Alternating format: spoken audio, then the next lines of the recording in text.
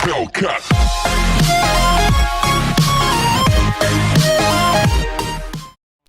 Hello and welcome back to the channel where once again it's time for another review, but I've decided to mix it up today. We have gone with a Dreamcast game and we have gone with a game that completely reinvented the tennis genre of gaming. Of course, I'm talking about the all-time classic tennis game, Virtua Tennis. Broke down and cried from sheer exhaustion. So, Virtua Tennis was released in the year 2000 over here in the PAL region, and it was one of the many fantastic first-party Sega games that we got on the Dreamcast. Without a doubt, Sega delivered time and time again on the Dreamcast. Unfortunately, it didn't have the third-party support from other developers that it needed to get that really high pinnacle of success to rival the PlayStation. But what we got from Sega on the Dreamcast was a whole variety of top-quality stuff. At last, the cup final is starting. So once the title screen rolls around, you are met with the options of arcade, exhibition, world, circuit, and your options.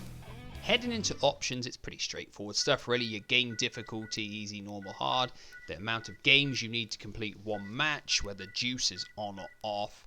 You can check the rankings, check the audio, music test, BGM volume, sound effects volume, choose the language, and choose whether you have vibration on or off if you have a vibration pack. Pretty standard stuff. So heading into the arcade or the exhibition mode, you can pick singles or doubles and you are met with the 8 standard characters. They are all real life players, which include Tim Henman, of course. There are 8 additional characters which can be unlocked via the world circuit mode for $100,000 each.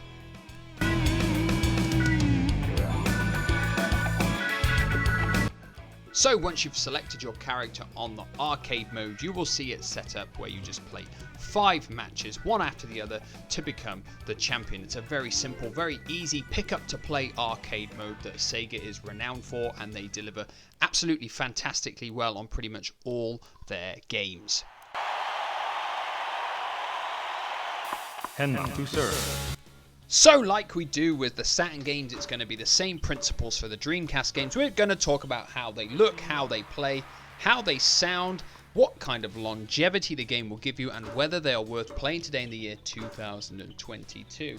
So graphically, Virtua Tennis still holds up pretty well because it's a Dreamcast game, and the majority of them run in 480p in their VGA mode, probably about 90% of the games. Virtua Tennis is one of them, so it still looks pretty good when you've got it hooked through either the VGA display or a HDMI cable that displays in VGA on your TV. It's one of the advantages the Dreamcast has. So visually, it still looks bright, it's still colourful, it's still clear, it's still crisp, it runs fantastically well. The characters are visibly similar to their real life counterparts. The only downside graphically, I'd probably say, is that some of the t-shirts look a bit baggy on the players, and that's really the only downside graphically I could say about Virtua Tennis. I genuinely think still looks pretty good and still runs fantastic. The animations, I think, for all the shots, all the celebrations, the way the characters move and everything, I think they all still look fantastic to this day as well.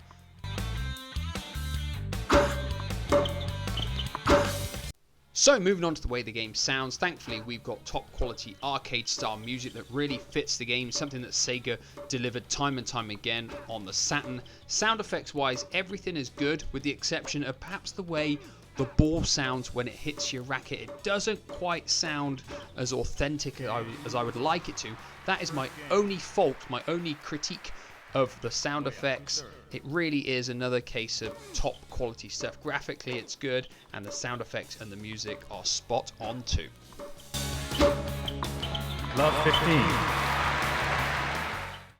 I'm sure it won't come as much of a surprise for me to tell you that Virtua Tennis still plays absolutely brilliant to this day. It puts all those 32-bit tennis games like Breakpoint Tennis and Complete Davis Cup Tennis to the slaughterhouse. It absolutely crushes all the tennis games that came before it, and it is such simplistic controls, but they offer you such great depth. It's really simple to play. The D-pad or the analog pad moves you around. A does your standard shot, B does your chip shot, and it's a case of pushing the arrow or the direction forwards or backwards where you want to put the ball, or if you want to do a drop shot.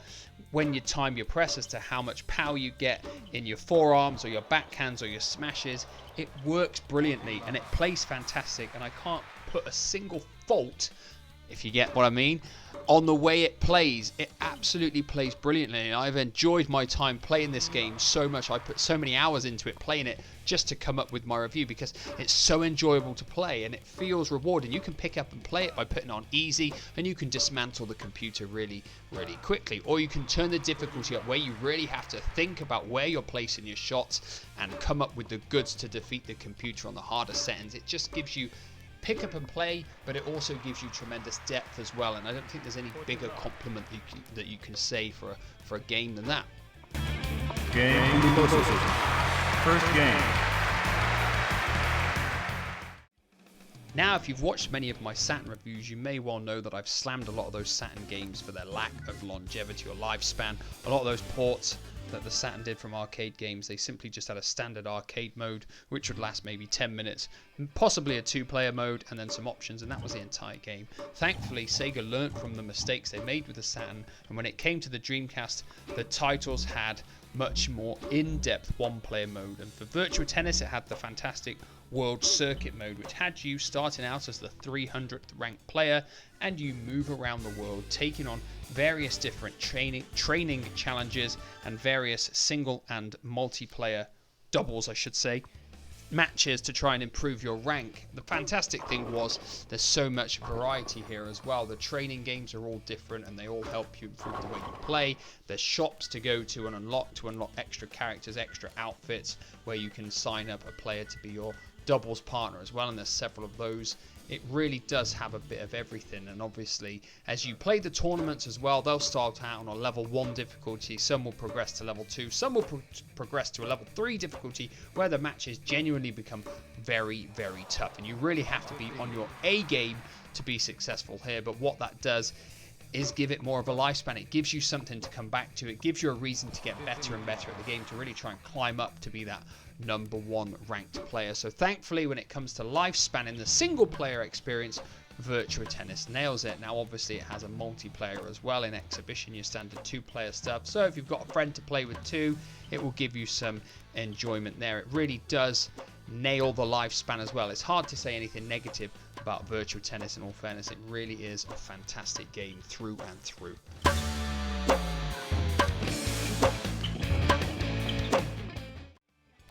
So if you haven't already guessed, I'm going to wholeheartedly recommend Virtua Tennis as a game that you can still play perfectly well to this day. The gameplay is aged fantastically, and that means you can pick it up and play it, and it's just as enjoyable now as it was over 20 years ago when it came out. Another fantastic thing is it's a cheap game. It's one of the cheap Dreamcast games. It's only £6 at CEX. There's quite a lot of the good quality Dreamcast games at under £10 at CEX, so you can really build up a decent Dreamcast collection for not that much money, and Virtua Tennis should be definitely one on your list of games to get. That is it for today. What are your thoughts on Virtua Tennis? Did you play it when it came out? Have you played it since? How good do you rate it against other tennis games perhaps that came out at that point in time? That is all for today. Thank you for watching, and as always, I shall see you again soon for another roulette video and another review. Goodbye for now.